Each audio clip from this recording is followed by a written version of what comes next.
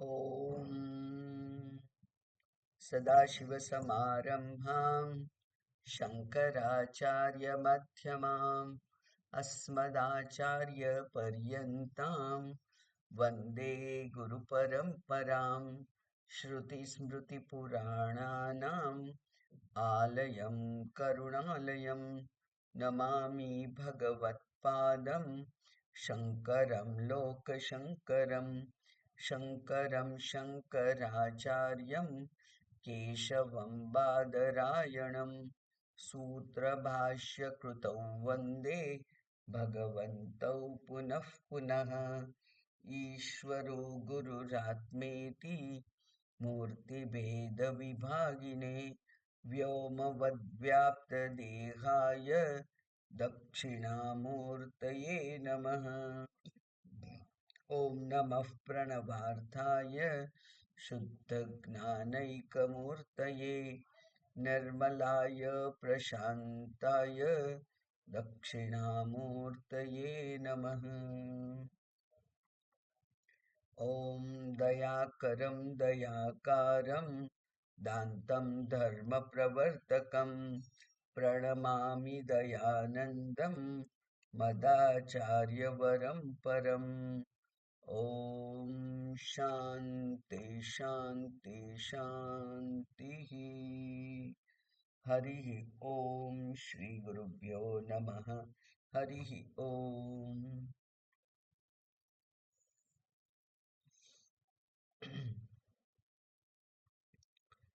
ગઈકાલે આપણે રિવિઝનની સાથે 41-42 શ્લોક જોયા.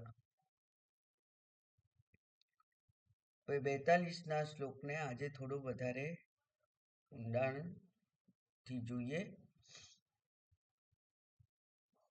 એવમ આત્મારણૌ ધ્યાનમ મથને સતતમ કૃતે ઉદિતાવગતિર્જ્વાલા સર્વાજ્ઞાનેન્ધનમ દહેત. એવમ આવી રીતે. કેવી રીતે? ઉપર કહ્યું કે નામ વર્ણાદિકમ સર્વ વિહાય, નામ અને રૂપ બધાને છોડી અને પરિપૂર્ણ ચિદાનંદ સ્વરૂપેણ અવતિષ્ઠતે પરમાર્થવિત્ત. પરમાર્થવિત્ત એ પોતાના સ્વરૂપમાં જ હંમેશા રહે છે. એવી રીતે એટલે કે આ વિચારથી, આ વિચાર પ્રમાણે હું જ્ઞાતા નથી અને બ્રહ્મ જ્ઞેય નથી, અને એ શબ્દ એ જ્ઞેય વિષયને એટલે કે એ વિષયને વ્યક્ત કરવા માટે, વર્ણન કરવા માટે સમર્થ પણ નથી. એમ ત્રણેય વસ્તુનો જ્યારે અભાવ જાણીએ. કેવી રીતે અભાવ જાણીએ? કારણ કે જ્ઞાતા એ તો અહંકાર છે, મારે જાણવું છે, અને જો હું ના જાણું તો હું પૂર્ણ નથી. એટલે કે પૂર્ણતાનો આપણને અનુભૂતિ કરાવવા માટે પણ એ જરૂરી છે કે કોઈ એક વિષય હું નથી જાણતો અને એટલે હું તો અપૂર્ણ છું, એવું જે અનુભવ છે, એવું જે ખ્યાલ છે આપણો, એ ખ્યાલ જ ખરેખર આપણને આ જીવત્વમાં પકડી રાખનાર છે. એટલે એ જ્ઞાતૃ જ્ઞાન જ્ઞેય ભેદ રહિત આત્મા, એવું જ્યારે જાણીએ, એટલે કે આત્મા તો પરિપૂર્ણ છે, આત્મા સર્વજ્ઞ છે, આત્મા સર્વવ્યાપી છે, આત્મા સુખ સ્વરૂપ છે, આત્મા સત સ્વરૂપ છે.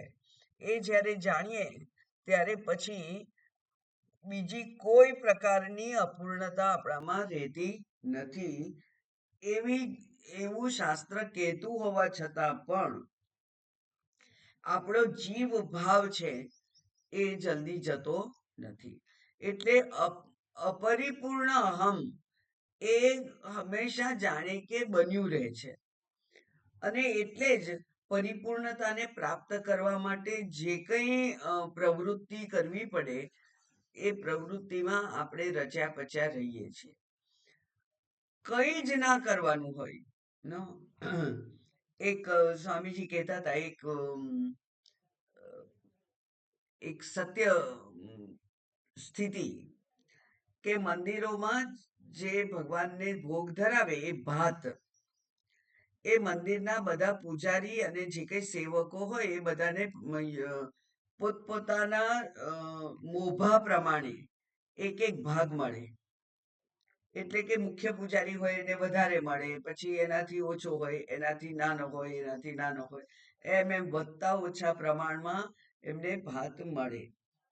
તો તેમાં એક એવું હતું કે એમાં એ જે વ્યવસ્થા ગોઠવાયેલી હતી એમાં એક વ્યક્તિ હતો એવો હોય કે જેણે કંઈ જ નહીં કરવાનું, ખાલી બેસવાનું. પણ બેસવાનું ખરું ત્યાં, એટલે કે એની ઓફિસ હોય, બરાબર, એની જગ્યા હોય, એની ઓફિસ હોય, એને બેસવાનું. પણ તું આમ કેમ નથી કરતો એવું નહીં કહેવાનું, તે આમ સરસ કર્યું એ નહીં કહેવાનું, તે ખોટું કર્યું એવું નહીં કહેવાનું, માત્ર બેસવાનું, માત્ર હાજર રહેવાનું, સાક્ષી. તો એને સૌથી વધારે ભાગ મળે.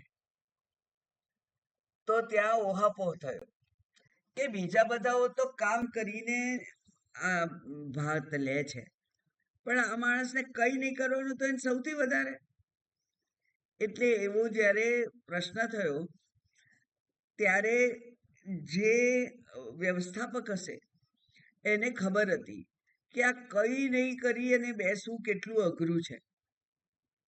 એટલે એમણે એમ કહ્યું કે એવું કરો, તમે 2 જણ ડ્યુટી એક્સચેન્જ કરી દો. એક સંજીવ કુમારનું પિક્ચર હતું, મને યાદ તો નથી નામ, પણ એમાં એ પતિ હતા અને પત્ની. તો એ કે તારે કઈ નહીં કરવાનું, તારે હા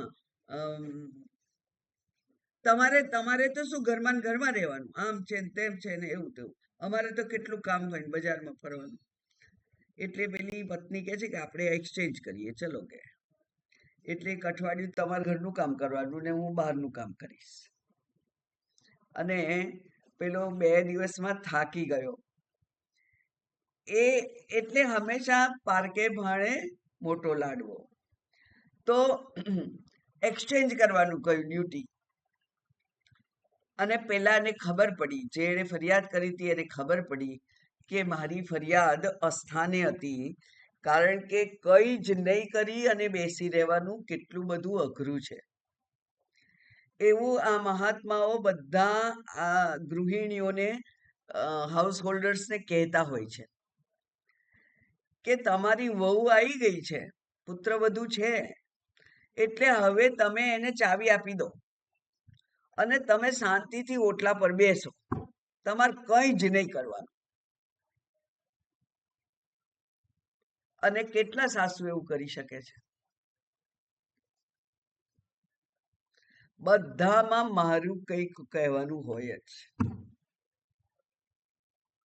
હવે આ જે આત્માનું સ્વરૂપ છે એ તો નિષ્ક્રિય છે, અકર્તા છે, અભોક્તા છે, અવિકારી છે. એ મારું સ્વરૂપ છે. અને તોય હું કર્તાપણાને વળગી રહું, હું ભોગતા બની રહું. બધી બાબતમાં મારું કંઈક કહેવાનું હોય, ચાલે. મને પૂછ્યું નહીં એનું ઇશ્યુ ઊભો થાય. આ બધું શું બતાવે છે કે કઈ નહીં કરી અને જે આત્મસ્થિતિ છે એ પ્રાપ્ત કરવા જેવી છે, પણ આપણે કરી શકતા નથી. એટલા માટે કહ્યું કે હું જ્ઞાતા નથી અને આ બ્રહ્મ જ્ઞેય પણ નથી, કારણ કે જે ના જાણતા હોય એને જાણવાનું હોય. બ્રહ્મને તો જાણેલું છે, મારું સ્વરૂપ છે, એને જાણીએ છીએ આપણે. પણ આપણા જે જ્ઞાન છે, આપણું જે જાણવું છે એ ભૂલ ભરેલું છે, અને એટલે માત્ર ભૂલ સુધારવાની છે. એ જે જ્ઞાતનું જ્ઞાન ભેદ છે એ આત્મામાં નથી. અને હું તો કોણ છું? ચિત્ત આનંદ એક રૂપ એવો હું છું. એવી રીતે એ પ્રમાણે એવમ શબ્દને આમે સમજાયો.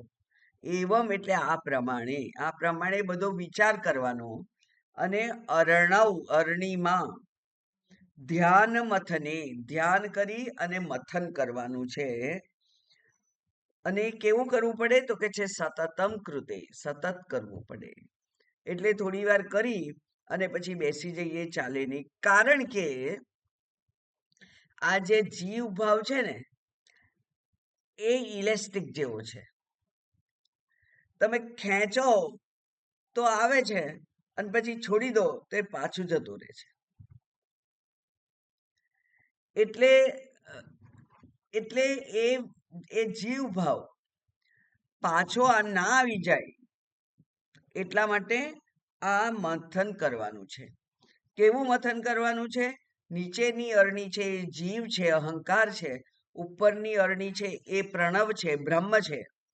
અને વચ્ચેની જે અરણી છે, વચ્ચેનું જે દંડ છે, એ દંડ એ મહાવાક્ય છે, એ વિચાર છે. એટલે શાસ્ત્ર વિચાર છે.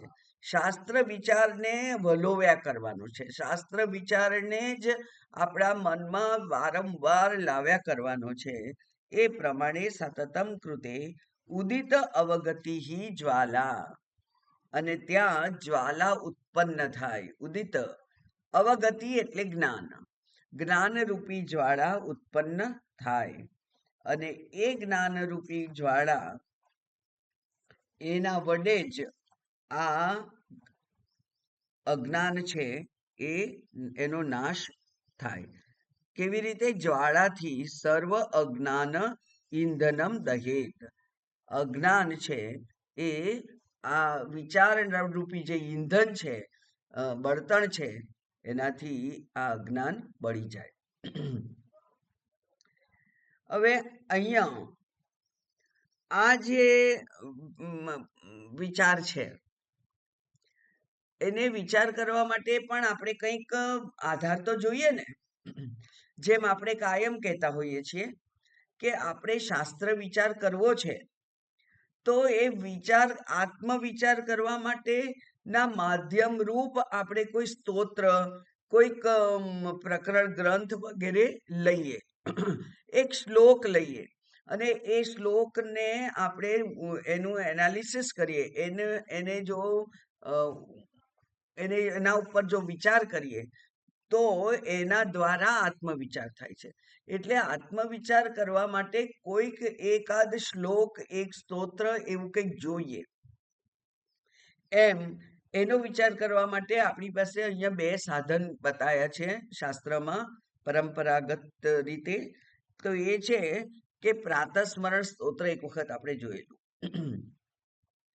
એમાં કે છે યત સ્વપ્ન જાગર સુષુપ્તિમ વૈતિ નિત્યમ તદ બ્રહ્મ નિષ્કલમહમ ન ચ ભૂત સંઘ.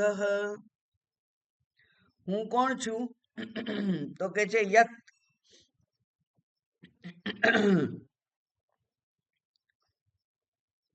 જેમાં જે યત સ્વપ્ન જાગર સુષુપ્તિમ અવૈતિ. અવ એટલે જ્ઞાન, એટલે અવૈતિ એટલે જાણે છે. કેવી રીતે જાણે છે? 3 અવસ્થા.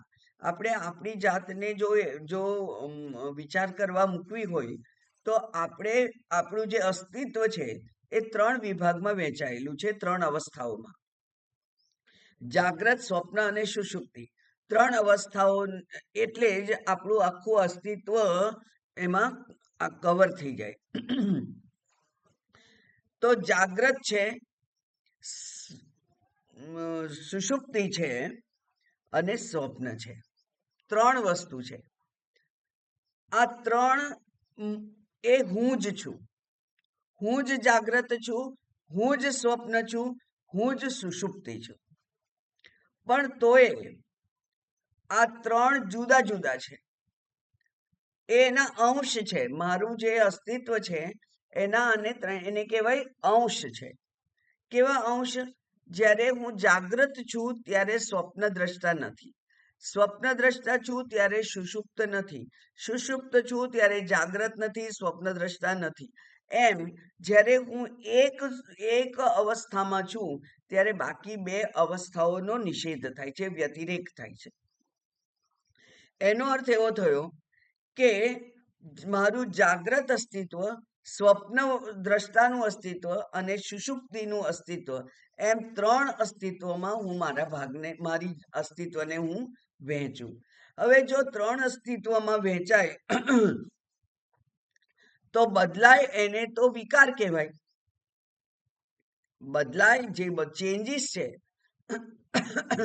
એ ચેન્જીસ તો વિકાર છે, અને જો વિકાર હોય તો એ આત્મા નથી, કારણ કે આત્મા તો અવિકારી છે, એટલે એ આત્મા નથી. પણ હું મને જાગ્રત રૂપે પણ જોઈ શકું છું, સ્વપ્ન દ્રષ્ટા રૂપે પણ જોઈ શકું છું, અને સ્વપ્નમાં જ્યારે હું ગાઢ નિદ્રામાં હોઉં છું તેની પણ મને જાગી અને એનું જ્ઞાન થાય છે.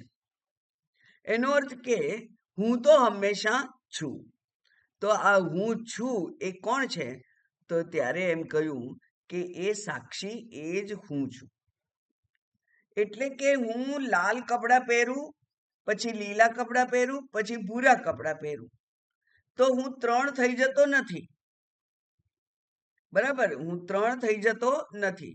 એક મહાત્માએ એને માટે ઉદાહરણ સરસ આપેલું કે આપણા ઘરમાં 3 રૂમ હોય તો હું એક રૂમમાં છું ત્યારે બીજી 2 રૂમમાં નથી, બીજી એક રૂમમાં છું ત્યારે બીજી 2 રૂમમાં નથી, ત્રીજી એક રૂમમાં છું ત્યારે બીજી 2 રૂમમાં નથી. તો આ બધી રૂમોમાં હું છું એ એક જ છે કે જુદો જુદો છે? એક જ છે. એક વખતે એક રૂમમાં છે પણ બાકીની 2 રૂમમાં એ નથી. તો એવું જોનાર કોણ છે? એ જોનાર જે છે એ સાક્ષી ચૈતન્ય એ જ હું છું. એટલે એને જ માંડુક્ય ઉપનિષદમાં 3 આ સ્વપ્ન, સુષુપ્તિ અને જાગ્રત એ 3 અવસ્થાઓથી માંડુક્ય ઉપનિષદમાં પણ આ બ્રહ્મને સમજાયો છે. અને ત્યાં જાગ્રત એટલે વિશ્વ, વિશ્વ એટલે વિશ્વનો અનુભવ કરનાર, ભોગ કરનાર. કારણ કે જાગતા જ આપણે બધું કરતા ભોગતા બધું બનીએ છીએ, તો એ જાગતા કરતા ભોગતા બનીએ એને કહેવાય છે વિશ્વ. પછી સ્વપ્નમાં પણ આપણે કંઈક કરીએ છીએ, પણ ત્યારે બહારનું કોઈ લાઈટ નથી, અને છતાંય આપણે ક્રિયા કરીએ છીએ, એટલે એ અવસ્થાને કહ્યું છે ત્યાં તૈજસ. તૈજસ એટલે તેજ. અને ત્રીજું સુષુપ્તિ અવસ્થા. હવે આ સુષુપ્તિ અવસ્થા છે એમાં પણ મને તો આનંદ થાય છે, પણ એ આનંદનો અનુભવ તે વખતે હું કરી શકતો નથી. પછીથી થાય છે કે હા સરસ ઊંઘ આવી, બધો થાક ઉતરી ગયો, એવું સવારે ઉઠીને કહેવાય. પણ સુષુપ્તિ વખતે આનંદ આવે છે એ ખબર પડતી નથી. તો એના માટે શબ્દ વાપર્યો છે ત્યાં પ્રાજ્ઞ. એટલે બે એના વ્યુત્પત્તિ કહે છે. પ્રાયેણ અગ્ન, કારણ કે ત્યાં નિદ્રા રૂપી આવરણ છે, અને એટલે મને જે સુખ થાય છે એનો અનુભવ મને ત્યારે થતો નથી. અનુભવ કરનાર મન પણ ત્યારે અવેલેબલ નથી, બંને નથી. એટલે ત્યારે નિદ્રાવસ્થા દરમિયાન આપણને આનંદનો અનુભવ નથી થતો, પણ જાગીને ખબર પડે છે. અને એટલે ખરેખર તો એ અજ્ઞાન નથી. એ કે છે એ તમને ના ખબર પડી એટલે નથી એવું. દાખલા તરીકે આપણે મંદિરમાં દર્શન કરવા જઈએ અને પડદો પાડેલો હોય, જો પડદો પાડેલો હોય તો ભગવાનના દર્શન થતા નથી, એટલે આપણે એમ માનવાનું કે ભગવાન નથી અંદર? એવું ના મનાય. ભગવાન અને મારી વચ્ચે એક આવરણ છે, એટલે મને ભગવાનના દર્શન નથી થતા. એટલા માટે ત્યાં કહે છે કે એ પ્રાયેણ જ્ઞઃ જાણું છું, કારણ કે એ જ આત્મ સ્વરૂપ છે, એ જ સુખ સ્વરૂપ છે. સુષુપ્તિ એટલે એને જ જ્ઞાન કહેવાય છે, એને ટૂંકવામાં જ્ઞાન કહેવાય છે, કારણ કે ત્યાં જે આનંદ સ્વરૂપની અનુભૂતિ છે, એ આનંદ સ્વરૂપ એ સુષુપ્તિ અને જ્ઞાની એ બંનેની જાણે કે સ્થિતિ સરખી છે. એકમાં આવરણ છે, એકમાં આવરણ નથી, પણ એ આત્મસ્થિતિ છે ત્યાં, કારણ કે જીવ જે ત્રણ અવસ્થાઓમાં હોય અથવા પંચકોશમાં હોય એનો કોઈ અનુભવ ત્યારે થતો નથી. એટલે જ્ઞાનના કોઈ સાધનો જ નથી, એટલે એને ત્યારે પોતાના જીવ ભાવનો પણ અનુભવ નથી થતો, પણ આનંદ તો લાગે છે. અને આનંદ લાગે છે એટલા જ માટે આપણે ઊંઘમાં જવા માટે તત્પર હોઈએ છીએ. ક્યારે ઊંઘી જવા મળે એ તત્પર હોઈએ છીએ આપણે, કારણ કે આપણને ત્યાં સ્વરૂપ આનંદ મળે છે, એટલે પ્રાયણ જ્ઞઃ. આમ માંડુક્ય ઉપનિષદના દ્રષ્ટિકોણથી પણ આ જે મથન છે એ મથન કેવી રીતે કરવું જોઈએ? તો એ કહે છે કે હું આ ત્રણ વેશનો પહેરનાર,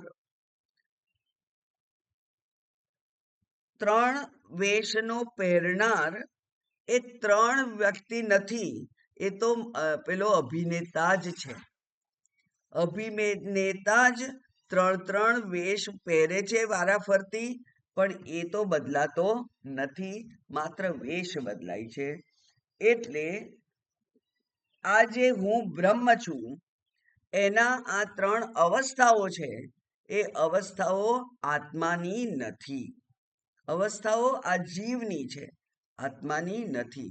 એટલા જ માટે તત્વબોધમાં કહ્યું હતું કે અવસ્થા ત્રય સાક્ષી પંચકોશ વિવિક્ત, પંચકોશથી જુદો અવસ્થા ત્રય સાક્ષી એ બ્રહ્મ છે, એવું ત્યાં કહેલું. હવે આવી રીતે આપણા આ જીવ ભાવને સતત વિચારની કસોટીએ ચઢાવવામાં આવે ત્યારે આ જે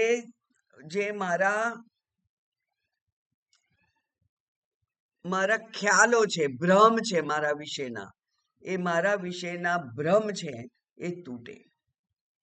બરાબર? એટલે હું કરતા, હું ભોગતા, હું સુખી થનાર, હું દુઃખી થનાર, હું અત્યંત તેજસ્વી, હું તો મંદ બુદ્ધિ, હું તો બહુ પ્રખ્યાત છું અને મને કોઈ ના જાણે, હું તો કાળો, હું ગોરો, મારો અવાજ બહુ સુંદર છે, વગેરે વગેરે. જે કોઈ આપણી પોતાની વિશેષતાઓ છે એ વિશેષતાઓને આપણે પકડી રાખીએ છીએ, એના સાથે આપણને તાદાત્મ્ય થઈ ગયેલું હોય છે, અને એ તાદાત્મ્ય આપણને આ જીવ ભાવ છે એને છોડવા દેતું નથી.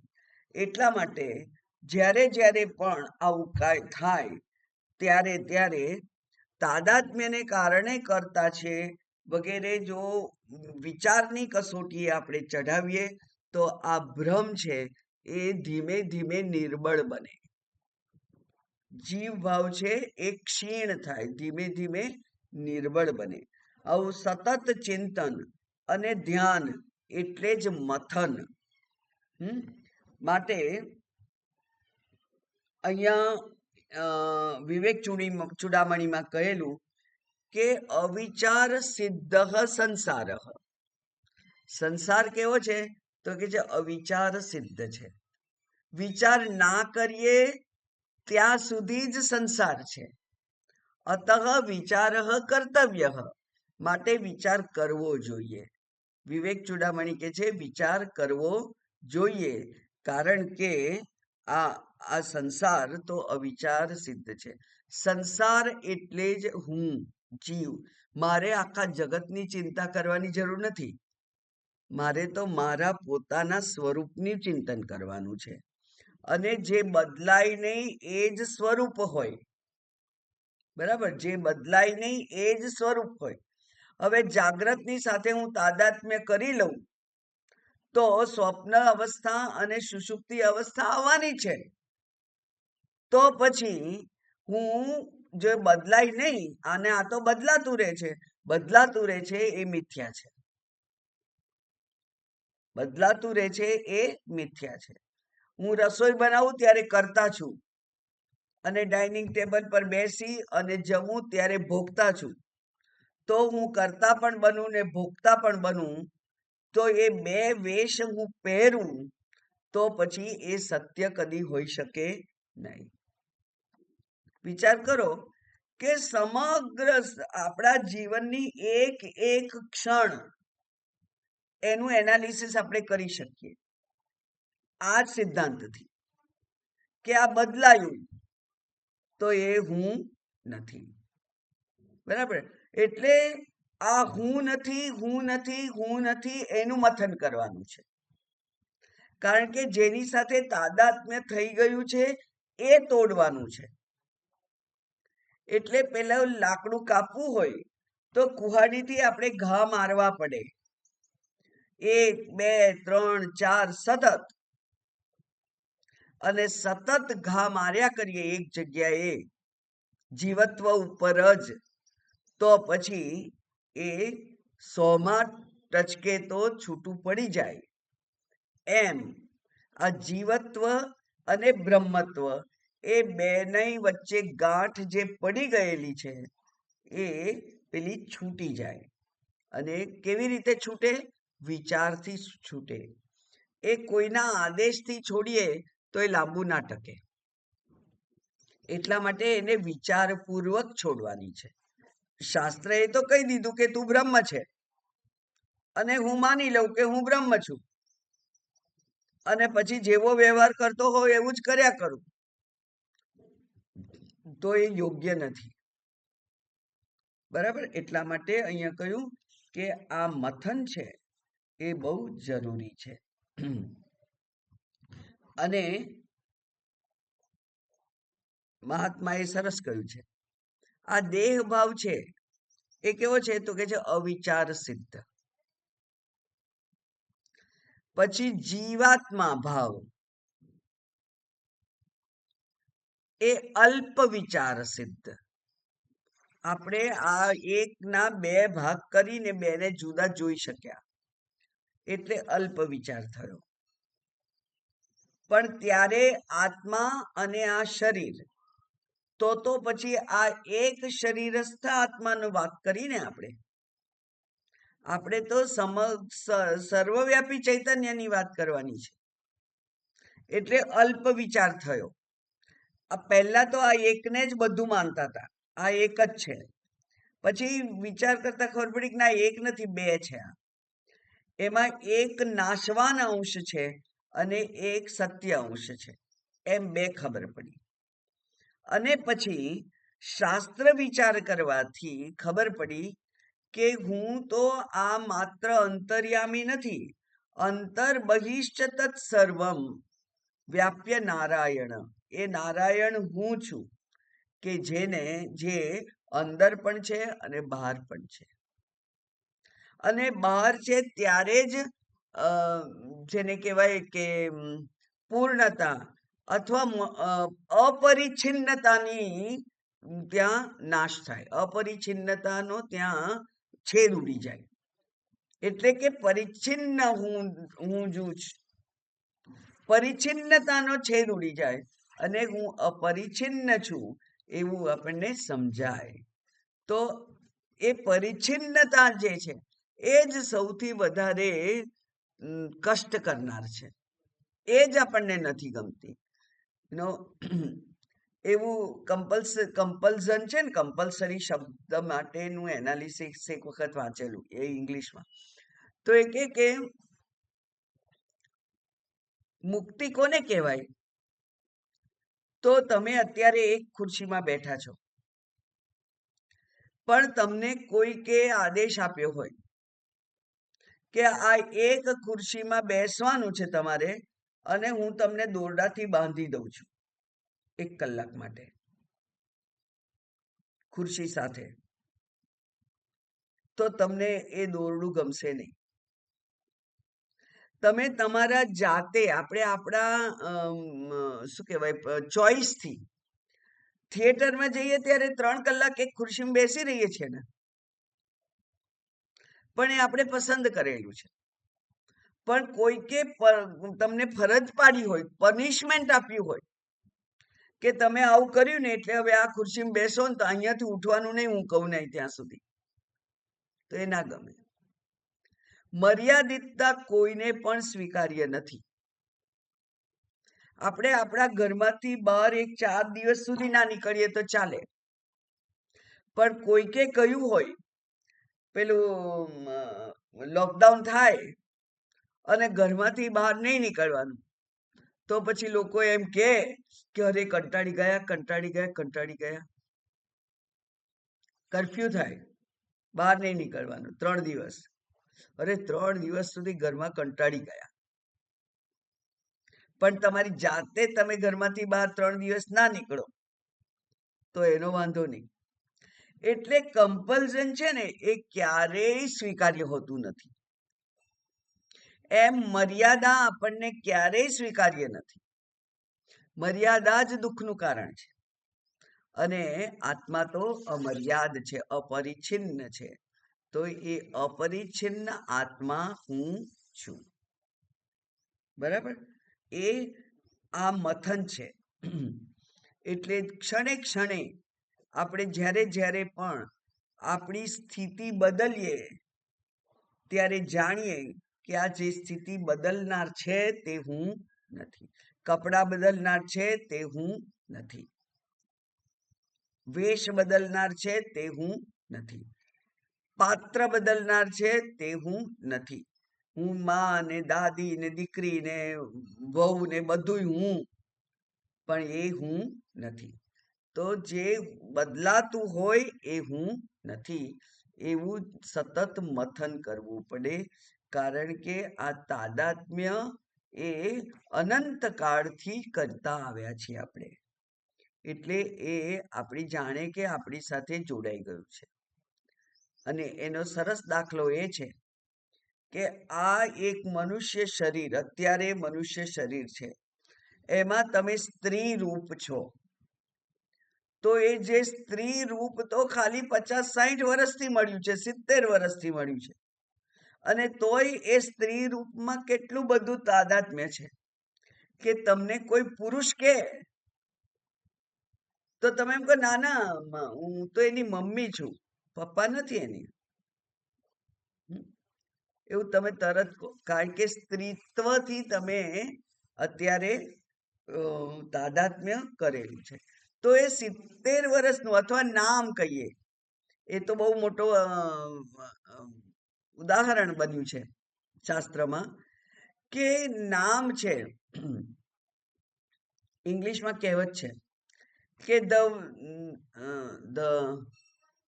the sweetest sound in the world is one's own name. The sweetest sound in the world is one's own name. આપણું પોતાનું નામ આપણને સૌથી સ્વીટ લાગે છે. એનાથી કોઈ બોલાવે તો ગમે તેવા ધ્યાનમાં હોઈએ, ઊંઘમાં હોઈએ, ઉઠી જઈએ, કારણ કે એ નામ સાથે તાદાત્મ્ય થઈ ગયું છે. કેટલા વર્ષનું તાદાત્મ્ય? 70 વર્ષનું, 75 વર્ષનું તાદાત્મ્ય. એ આટલું બધું હેરાન કરે જો, તો આ જીવ ભાવ તો અનંત કાળથી ચાલ્યો આવ્યો છે. એ અનંત કાળથી જે હું જીવ, હું આ દેહધારી, હું બિચારો, દેહમાં જ મારું સર્વસ્વ, એ બધું જે કંઈ આવ્યું છે તે અનંત કાળથી અજ્ઞાન આવેલું છે. એટલા માટે એ જલ્દી જતું નથી. આપણને થાય કે આ કેમ જતું નથી, એટલા માટે એ જલ્દી જતું નથી. હવે એ જ અજ્ઞાન નષ્ટ થાય તો પરમાત્માને શોધવા જવાના નથી. સાવ સહેલા ઉદાહરણથી પહેલા કહી દઉં કે સૂર્યનો કદી અભાવ નથી થતો, પણ વચ્ચે વાદળ આવી જાય તો આપણે પણ કહીએ છીએ આજે તો એટલા વાદળ છે કે સૂર્ય ઉગ્યા જ નથી, સૂર્યનારાયણ ઉગ્યા જ નથી આજે. હવે સૂર્ય તો ઉગેલો છે, પણ વચ્ચે વાદળ છે એટલે સૂર્ય દેખાતો નથી. એમ આ હું ચૈતન્ય સ્વરૂપ છું, પણ વચ્ચે અજ્ઞાનનું આવરણ છે. એ વાત હવે કરે છે 43મા શ્લોકમાં. અરુણેનૈવ બોધેન પૂર્વં સંતમસે હૃતે તત આવિર્ભવેદાત્મા સ્વયમેવાંશુમાનિવ. અરુણેનેવ બોધેન પૂર્વં સંતમસે હૃતે તત આવિર્ભવેદાત્મા સ્વયમેવાંશુમાનિવ. અરુણેન એવ બોધેન. અરુણેન એટલે અરુણ વડે. અને આ અરુણ કોણ છે? તો સૂર્ય ભગવાનનો એ સારથી છે, વિનતાનો પુત્ર છે. ગરુડ માતા જે છે એ વિનતાનો એ પુત્ર છે. કશ્યપ રાજાની 2 પત્નીઓ હતી, એક હતી વિનતા, અને એ વિનતાને એને 2 ઈંડા મૂક્યા, અને બીજી પત્ની હતી એને 100 ઈંડા હતા. એ 100 ઈંડા કશ્યપ રાજાએ કહ્યું હતું, કશ્યપ ઋષિએ, કે તારે 100 બળવાન પુત્ર થશે, અને વિનતાને કહેલું કે તને 2 જ પુત્ર થશે, પણ એ 100 કરતા પણ વધારે બળવાન હશે, એવા 2 પુત્ર થશે, એમ કહેલું. અને થયું એવું કે સમય થયો અને પેલી બીજી પત્ની છે એના 100 ઈંડા ફૂટી ગયા અને એને 100 બચ્ચા થઈ ગયા. હવે વિનતાને થયું કે અરે એના બાળકો થઈ ગયા અને મારા ના થયા હજુ, એટલે એણે એક ઈંડાને ફોડી કાઢ્યું, અને એટલે એનું ખાલી ઉપરનું ધડ વિકસિત થયેલું, નીચેનું શરીર વિકસિત થયું નહોતું. એવું અડધા શરીરે એ ઉત્પન્ન થયો. અને એણે ફરિયાદ કરી બ્રહ્માજીને કે આ મારી માતાની ભૂલને લીધે મારે આવું સહન કરવાનું થયું, એટલે મને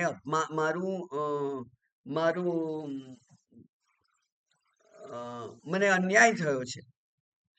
અને ત્યારે બ્રહ્માજીએ કહ્યું કે હા બરાબર છે, પણ જા, હું તને એક બહુ મોટું પદ આપું છું કે તું સૂર્ય ભગવાનનો સારથી થઈશ. સારથીએ તો હાથથી જ કામ કરવાનું હોય ને, એટલે તું સારથી થઈશ. એટલે અરુણ છે એ સૂર્ય ભગવાનનો સારથી છે. અને અરુણ એટલે લાલ રંગ.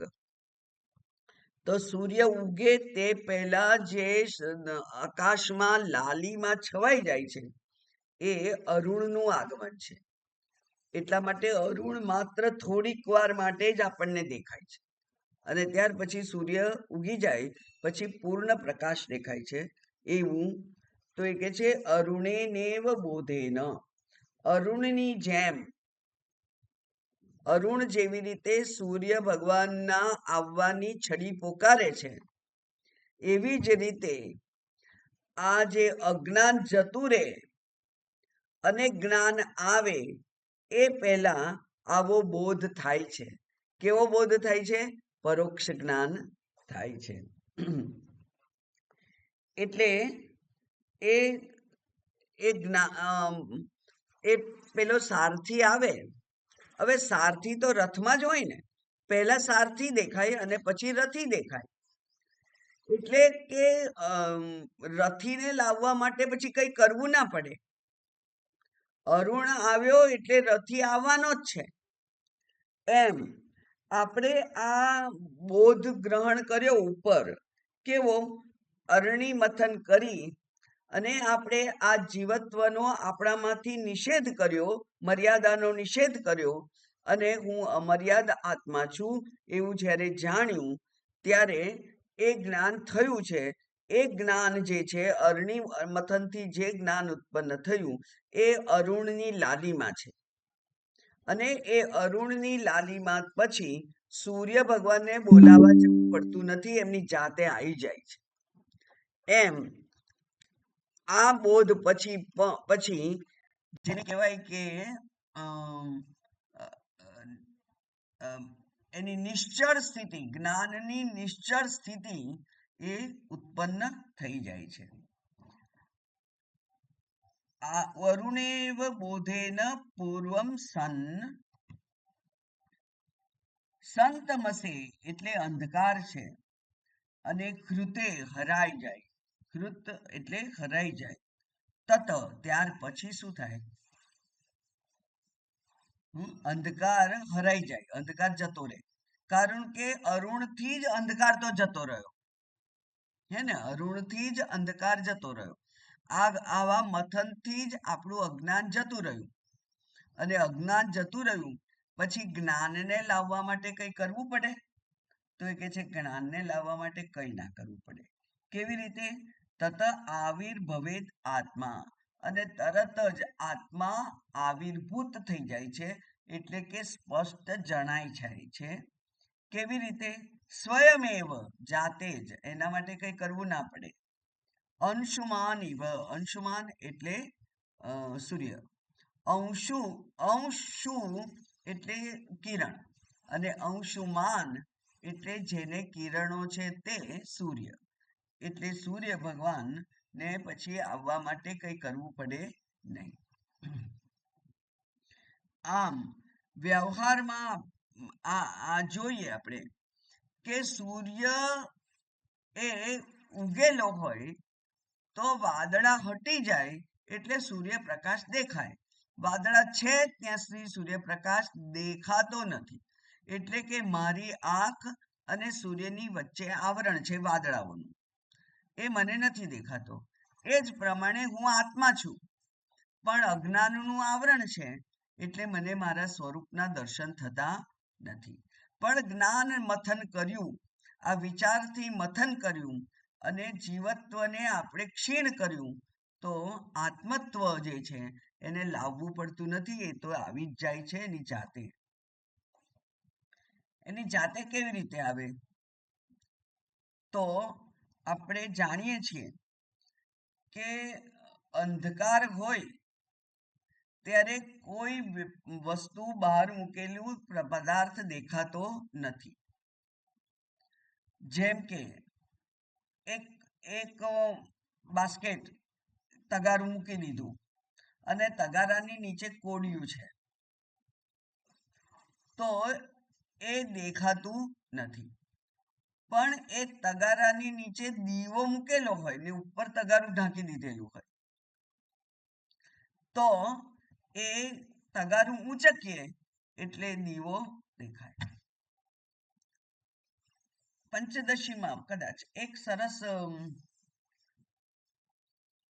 ઉદાહરણ આવે છે કે કોઈ એક રૂમ, અંધારી જંગલમાં એક નાનકડી રૂમ કોઈકે બાંધેલું, ઘર બાંધેલું જૂના જમાનામાં, અને ત્યાં અંદર પ્રકાશ હતો.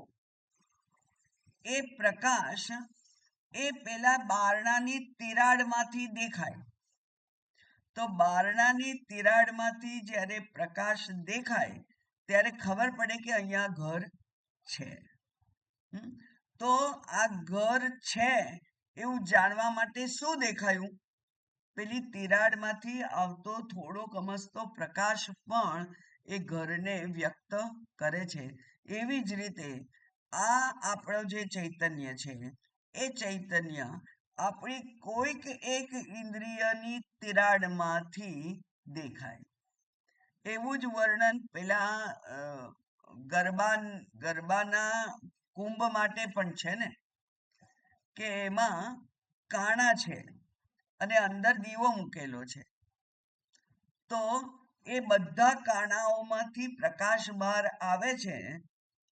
એ જાણે કે પ્રૂફ છે કે આ ઘડાની અંદર દીવો છે.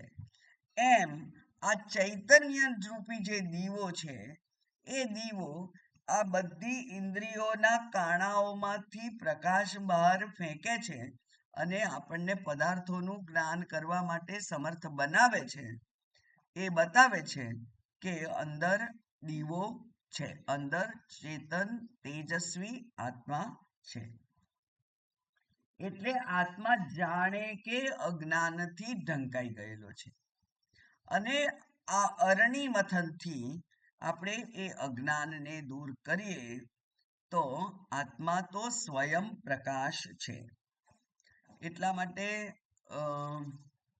ઉપનિષદનો મંત્ર છે કે યમે વૈશ વૃણુતે તેન લભ્યઃ તસ્યૈવ આત્મા વિવૃણુતે તનુમ સ્વામ.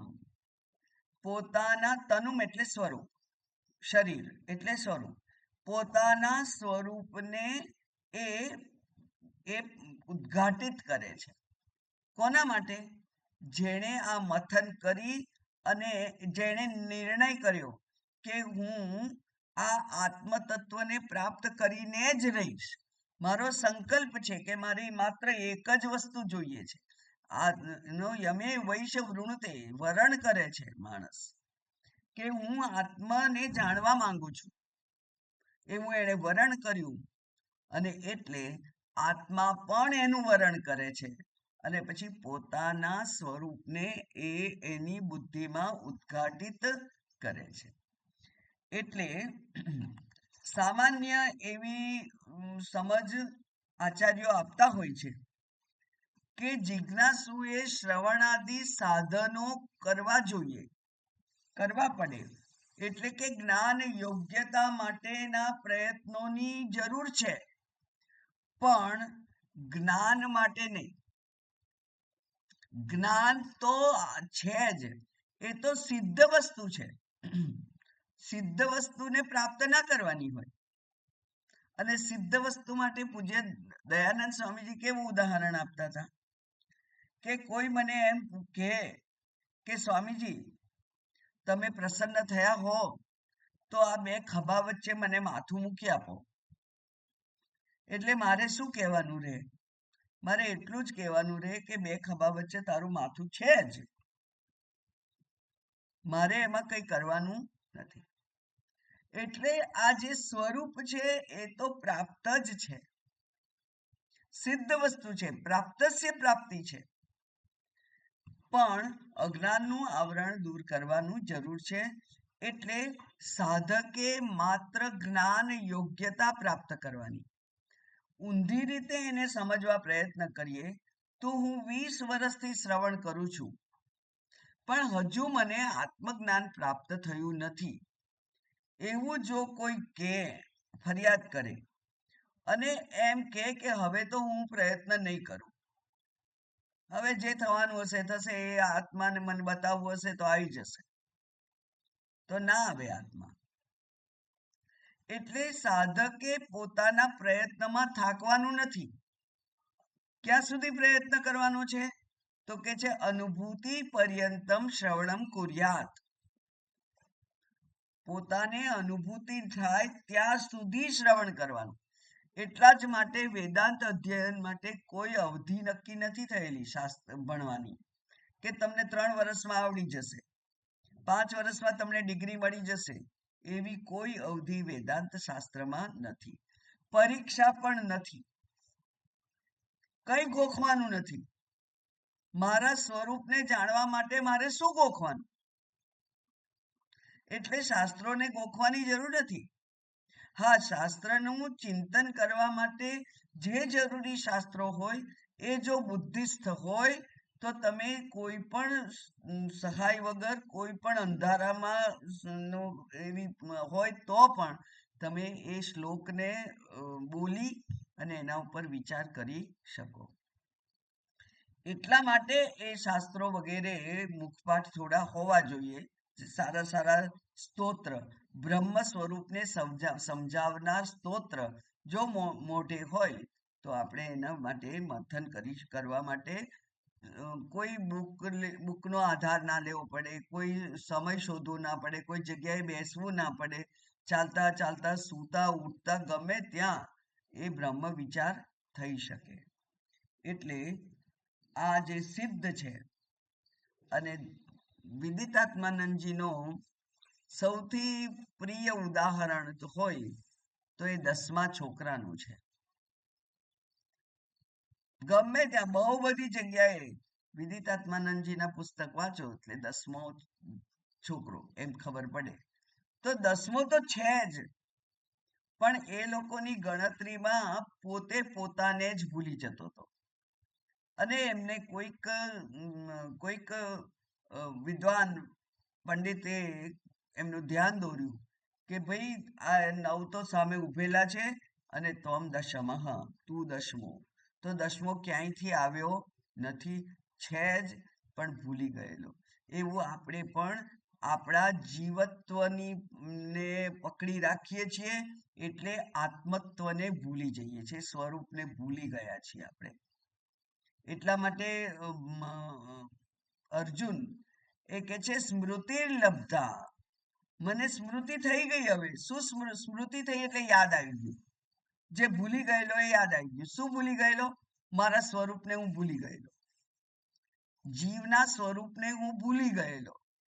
એ હવે સ્મૃતિ લબ્ધા, હવે મને સ્મૃતિ થઈ ગઈ કે હું અથવા આ જીવ, આ શરીરો બધા શરીરો નથી, એ તો આત્મા જ છે. શરીર તો માત્ર બાહ્ય આવરણ છે. એ બાહ્ય આવરણ જાય તો પણ આ આત્માને કંઈ થતું નથી. ન શોષ્યતે ન ક્લેદ્યતે, એ શ્લોક છે ને કે એને અગ્નિ બાળી શકતો નથી, એને જળ પલાળી શકતું નથી, એને વાયુ સૂકવી શકતો નથી. એવો આત્મા છે, એને તારું તીર કઈ નહીં કરી શકે. એટલે તું તારે શાંતિથી યુદ્ધ કરવા આવ્યો છે તો યુદ્ધ કર. ભગવાન કહે છે કે આ બધાને મારવા એ શક્ય જ નથી, કારણ કે એ બધાને તો મેં અમર બનાવેલા છે. ભગવાન કહે છે બધાને મેં તો અમર બનાવેલા છે. આપણે બધા અમર છીએ, ભગવાને અમર જ બનાયા છે. તો મરી કેમ જઈએ છીએ? મરી ક્યાં જાઓ છો તમે? શરીર જતું રહે છે, તમને બીજું મળે છે, બીજું જતું રહેશે, ત્રીજું મળશે. માત્ર શરીર બદલાય છે, આવરણ બદલાય છે, પણ હું તો અજન્મા અમૃત છું. એટલા માટે એ કહ્યું કે તત આવિર્ભવેદ આત્મા. આગળ જોઈએ. પ્રાપ્તસ્ય, પ્રાપ્તિને જ ફરી થોડાક જુદા શબ્દોમાં કહ્યું છે. આત્મા તું સતતમ પ્રાપ્તો, આત્મા તું સતતમ પ્રાપ્તોપ્ય પ્રાપ્તવદ અવિદ્યયા, તન્નાશે પ્રાપ્તવદ ભાતિ, સ્વકંઠાભરણમ યથા. આત્મા તું સતતમ પ્રાપ્ત, આત્મા તો સતત પ્રાપ્ત છે. આત્મા તો સતત પ્રાપ્ત છે.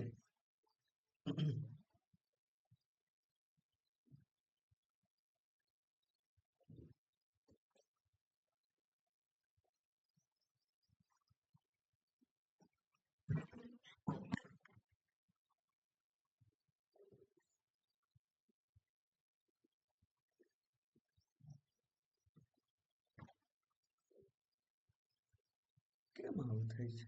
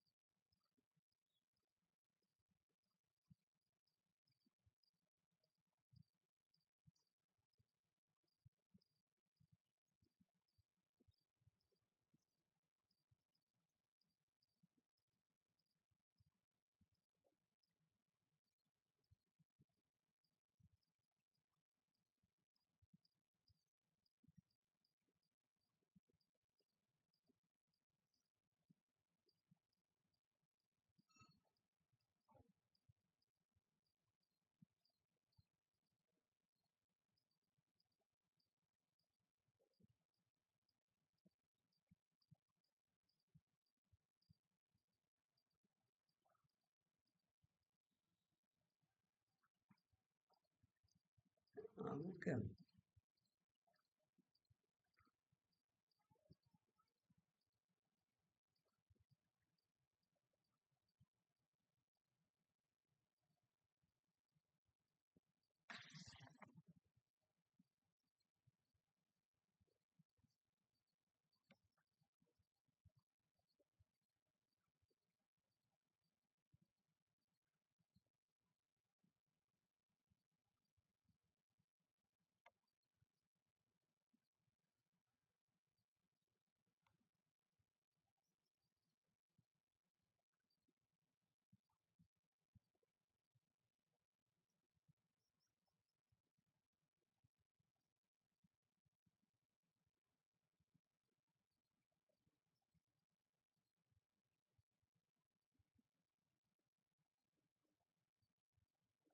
એનો અર્થ થયો કે આવું કરતું નથી.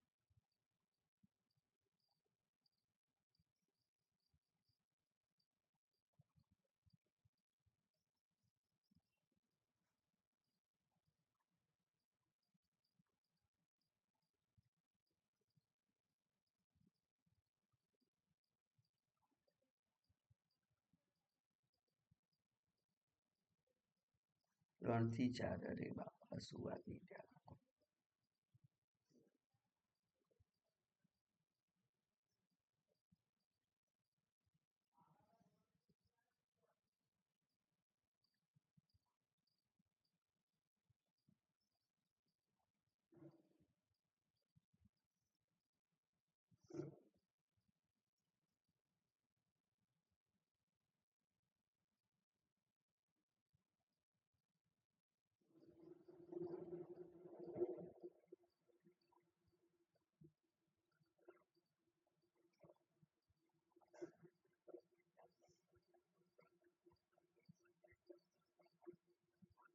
आपके द्वारा डायल किया गया नंबर अभी व्यस्त है. कृपया कुछ समय पश्चात प्रयास करें. The number you have dialed is currently busy.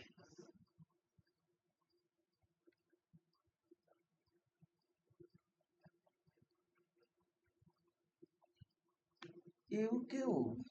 હમણાં તો લાઈટ ગઈ, તરત જ આ જતું.